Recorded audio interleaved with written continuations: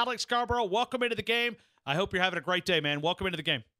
I'm doing well. How are you? Just good, man. Football's in the air in T-Town, man. When it's been a long off season, about 200 days so far. We're down in the 30s and about 10 days away from practice. Energy's beginning to build here in T-Town. Yeah, and we got a little bit of a cool down. I mean, relatively speaking. I mean, I don't know if fall's around the corner, but I like it. Well, I went out this morning. I was sitting out on my porch. It was 77 degrees at 10:30 this morning. And I was like, this is sort of like a little football weather. We got to take minor wins when we can in the state of Alabama. Sure we do. Everything less than 90, I'm willing to celebrate. Yeah, 100%. I told yesterday, and I don't think nobody believed me, but I said, I wonder if we just went to sleep for like a month, like we all just slept, had deep sleep, because like was May, August, and June was kind of like September, and now we've rolled into a little colder month. I mean, is it all possible? I mean, do we all go to sleep for a little bit of time and just miss about a month there? I wish we could. Unfortunately, there's in my line of work and your line of work, there's too much prognosticating, research, whatever you want to call it, left to do. We got to get ready for the season. Otherwise, I couldn't imagine waking up tomorrow and having a football game about to go. My head would be spinning a little bit. 100%. Alex, let me tie you into the conversation. Last Wednesday, Nick Saban and 3 players made the appearance at Hoover, Alabama at SEC Media Days. I'm curious, what was your big takeaway from those 4 individuals representing the University of Alabama?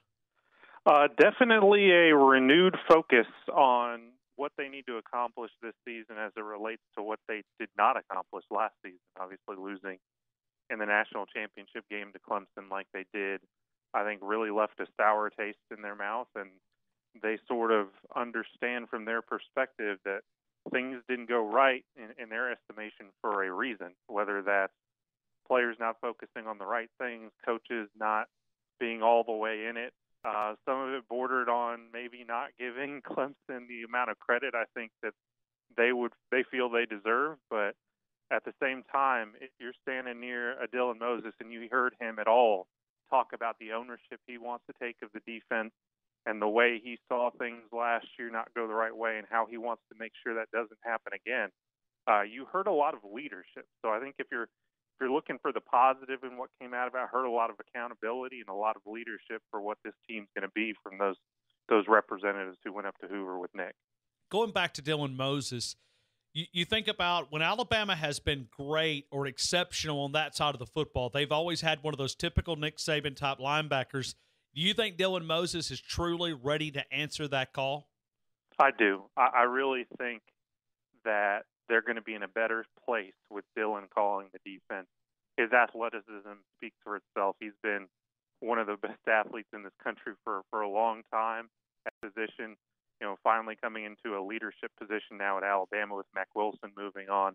I think he has the intelligence. I think he has the football savvy, and I think he has the want to. And that's what I was sort of blown away. I stood by him for much of the 30 minutes he was in the main room, and then I was there again when he talked to the TV reporters and electronic media, and for another 15 minutes. It was all the same thing, very serious about what was ahead of him, and that he wants this to be his defense and everything's going to lay at his feet.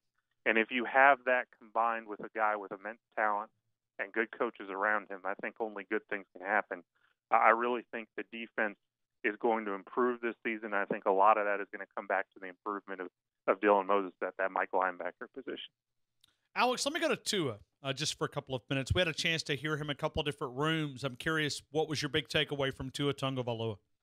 A lot of the same things you heard from Dylan in terms of accountability, and the big quote, however you want to headline that came away from it, is him understanding that he needs to learn from that loss against Clemson. And I think more than that, the last month or so of the season, when you lump in the Georgia game as well in the SEC championship, not just saying, hey, things happen, but also saying, here's how we can improve. The only thing that sort of intrigued me coming out of that was you had Nick Saban on one hand saying if there's an improvement I want to see from my quarterback, it's to maybe not take as many chances and be a little bit more patient with the football, live to play another down.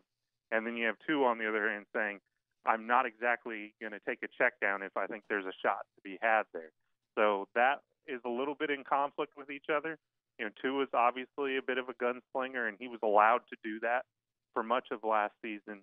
I wonder where his progression goes from here, especially with a coordinator in Steve Sarkisian. You don't really know what to expect as far as wrinkles out of the offense, how aggressive they're going to be.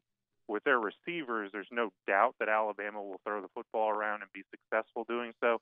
I'm just curious what that dynamic is like with Tua and whether he does adjust how willing he is to maybe spin around and just throw the football up, which we saw happen last year with some success, but really is, playing with fire sometimes.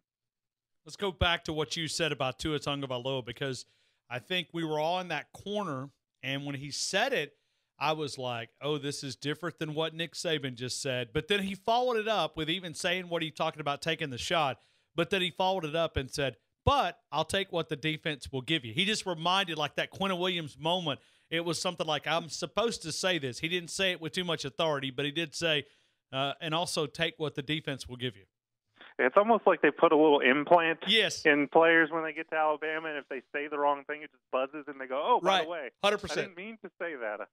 So, honestly, Tua is going to be who he is as a quarterback, and he should be. That's what makes him a terrific quarterback, is the belief he has that he can put the football where it needs to be. But there has to be balance, and Nick being the old school, really still a defense-first kind of guy, there's going to be a little bit of give and take, and I'm curious, him going into his junior season, now having a lot under his belt, what those conversations are going to be like on the sideline. It can't all be, like that national championship is coming out party 2 years ago where he's put his arm around Nick after throwing the interception and says it's going to be all right. I don't know if that's going to fly anymore. It's going to be very compelling to see their relationship develop, and that's not at all saying it's a bad one, but Tua's going to want to throw the football around, and maybe Nick will want to see live another down every now and then. Alex, what is the big question that you have for this football team going into 2019 in 39 days? A lot of that is the dynamics on offense. I'm curious about that. I'm curious to see how some of the young guys on defense come into their own, like a Josh Jobe. Can Terrell Lewis stay healthy and really, I think, be a huge difference maker? The thing for me overall, though, if you take a big step back, is this team, and you look at the schedule, how are they going to remain motivated for, I think, some really big lulls in the schedule? It's going to be a little bit of snooze fest until we get to A&M, and then a snooze fest until we get to LSU. Are they going to be able to stay up and stay motivated throughout a long season, which is really difficult to do? Are they going to remember what happened in that Clemson game and have that drilled into their head that they need to have that consistent improvement? It's going to be tough. It's going to be a hard coaching job for Nick Saban in that respect. No doubt they have the talent to get it done and play for another national championship, but can they remain mentally checked in, which is something that obviously Nick believes sort of was a trouble for them after the LSU game last season. Alex, who are you buying? LSU, Texas A&M, or Auburn to kind of contend for that second spot? Right now, I got to say it's a slim margin LSU over A&M because I know what they have athletically, especially on the defensive side of the ball. With Chazon coming back from injury, one of the better pass rushers I think he can be in the league, and Grant Delpit, who I think when Ed Orgeron said he's one of the best defensive players in the country, caught people's attention. But I'll tell you what, he's right. He is one of the best, if not the best, defensive player in the country. The question is, you have a returning quarterback in Joe Burrow who showed you a little bit something last year. Are you actually ready to change offensively? They're saying all the right things. Ed Orgeron got up there and said with the addition of Joe Brady that the spread is in Baton Rouge finally. He said he's seen it in the playbook as if we needed some further validation. But until I see it with my own eyes, I'm a little hesitant to say that LSU is there, because if they are, they could be a very scary team and really take that next step. A&M has some really nice pieces. I like what Jimbo Fisher is building. Having Kellen Mond back at quarterback is a big deal. And Auburn, I'll tell you what, it's a lot to ask of a freshman quarterback, whether it's Bo Nix or Joey Gatewood. But if they get good play from the quarterback position, that's going to be a very dangerous team because they have weapons. You know what they have on the defensive side of the ball with those defensive linemen coming back. But on offense, with a Boobie Whitlow at running back, a Seth Williams at receiver. And by the way, you get 2 veteran receivers back with Will Hastings and Eli Stowe, who had injuries last year. If they get all that back with some nice returning players on the offensive line, and one of those freshman quarterbacks takes a step up, it could be scary for Auburn how good they could be. I don't know if that's too much to ask from a young quarterback, but they have pieces around him. I'm just more sold on the entire picture with LSU. Alex Scarborough, you can connect with him, AlexS_ESPN, AlexS_ESPN. Any chance you're going to be in Bristol, Connecticut on Wednesday and Thursday? I'm going to sit that one out. I'm sure there's going to be plenty of people there. They don't call it the car wash for nothing. Nick will be talking about dozens of people while he's up there. It'll be interesting to see what he says about Clemson, what he thinks about his team, but I will not be up there asking him the question. Okay. You always have great conversations. Another one that I enjoy, and I told Ivan this last week, I said, you and Nick have great rapport. I love when he sits down in that room, and I'm not sure if it's just a relaxed environment, but it seems like he's able to take Nick Saban places that some of us are not able to do with our questions. And Ivan said it goes back to a 30-year relationship with him. He said it's just something about him opening up. And I said I always am excited about that. Usually they drop that 4 or 5 days after Nick Saban has finished up there. So I'm kind of excited about ESPN Car Wash coming up this week. And later this week, Nick Saban makes the appearance in Bristol, Connecticut. Check it out, ESPN.com. Check Alex Scarborough out on the Twitter account, AlexS_ESPN. Alex, as always, thank you again for your time, man. I'll see you in a couple of days here in Tuscaloosa. All right, my pleasure.